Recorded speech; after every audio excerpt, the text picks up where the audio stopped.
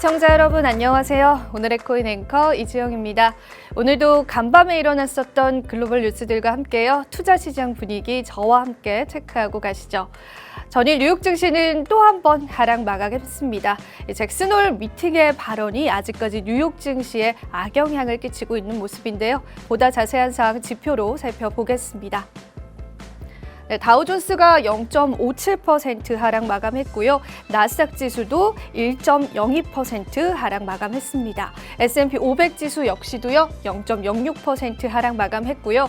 전거래일 대비해서는 소폭의 하락세이긴 하지만 아직까지도 시장 흐름은 좋지 않았습니다. 이년물 국채금리는 1% 넘는 상승세 보여줬고요. 오펙 플러스의 감산 예상에 따라서 WTI 국제유가도 또 한 번 상승하는 모습 보여줬습니다.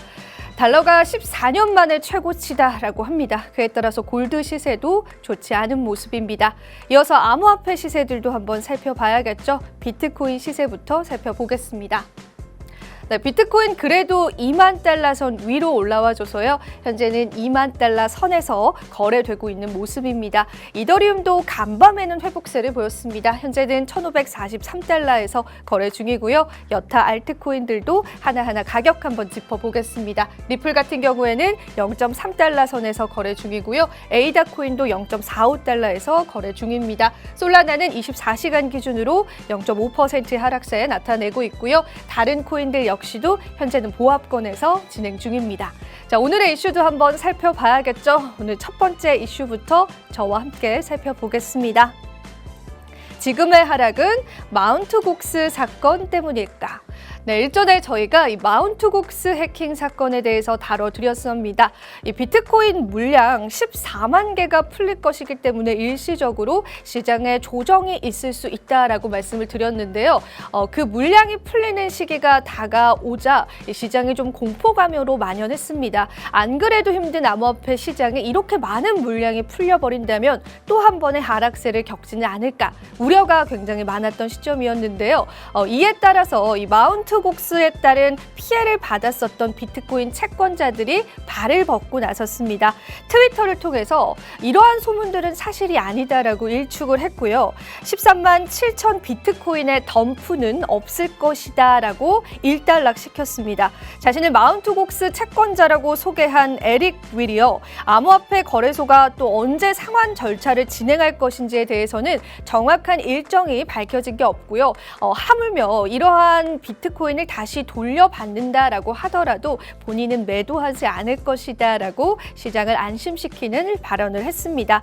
또 다른 마운트 곡스 채권자 마샬 헤이너 또한 자신들이 비트코인을 받을 날이 얼마 남지 않았지만 현재로서는 그것을 팔 생각이 없다라고 했고요. 이렇게 채권자들이 하나둘 힘을 모아서 비트코인을 돌려받더라도 현재 당장은 매도할 생각이 없다라는 의견들을 내세웠습니다.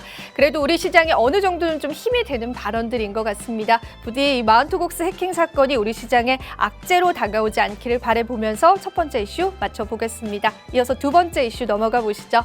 오늘 두 번째 이슈입니다.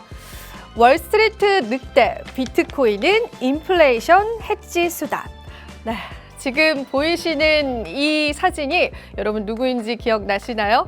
굉장히 유명한 영화였죠. 울프 오브 월스트리트의 주인공인 이 레오나르도 디카프리오인데요. 이 레오나르도 디카프리오가 실제로 연기한 자가 바로 이 조던 벨포트라는 자입니다. 이 조던 벨포트는 주가 조작 혐의로 수감됐던 전직 증권사 브로커로 정말 역사에 길이 남을 인물이죠. 그런데 이 조던 벨포트가 사실 이 비트코인에 관해서 굉장히 비관적인 이야기를 내놓았습니다.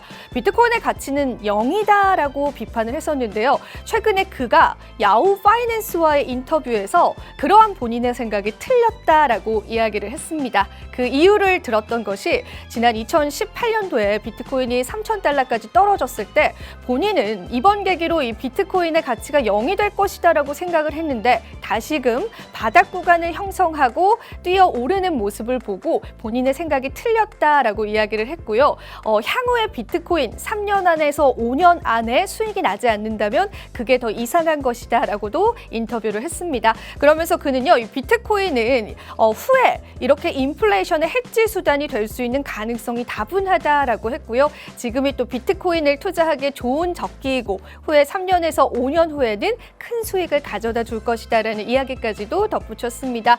월스트리트의 늑대로 불리는 레오나르도 디카프리오가 연기했었던 이 조던 벨포트의 이러한 발언들 우리 시장에 좀 힘을 주기를 바라보면서 두 번째 이슈 맞춰보겠습니다. 마지막 세 번째 이슈 넘어가 보시죠. 오늘 세 번째 이슈입니다. 비트코인 약세장을 완전히 무시한 알트코인. 비트코인의 약세장을 완전히 무시한 알트코인이 있습니다. 바로 칠리즈 코인인데요. 최근 90일 동안 칠리즈는요, 수익률이 80%가 넘어갔습니다. 만약에 이 비트코인과 이더리움이 각각 57%에서 60% 하락한 것에 비해서 이 90일 동안 칠리즈가 좋은 상승세를 나타냈다면 앞으로의 상승세도 우리가 기대해 볼 수 있지 않을까 싶습니다. 칠리즈가 상승했던 이유는 이렇게 후오비 거래소와의 협업이라는 이슈도 있었고요. 그리고 바르셀로나와의 협업들이 또 이러한 상승세를 이끌어 줬는데요. 오늘 저희 오늘의 코인에서 이 칠리즈에 관한 포트폴리오 변경이 있을 예정입니다. 오늘도 저희와 끝까지 함께 해주신다면 저희가 칠리즈 코인에 관해서 보다 자세한 분석들과 여러분들이 실제로 계좌에 어떻게 담으실 수 있을지에 관한 솔루션들까지도 제공해 드릴 테니까요. 끝까지 함께 해주시면 좋을 것 같습니다. 네, 이렇게 해서 오늘의 이슈 맞춰보겠습니다. 저는 잠시 후에 다시 돌아오겠습니다. 오늘의 코인 가자!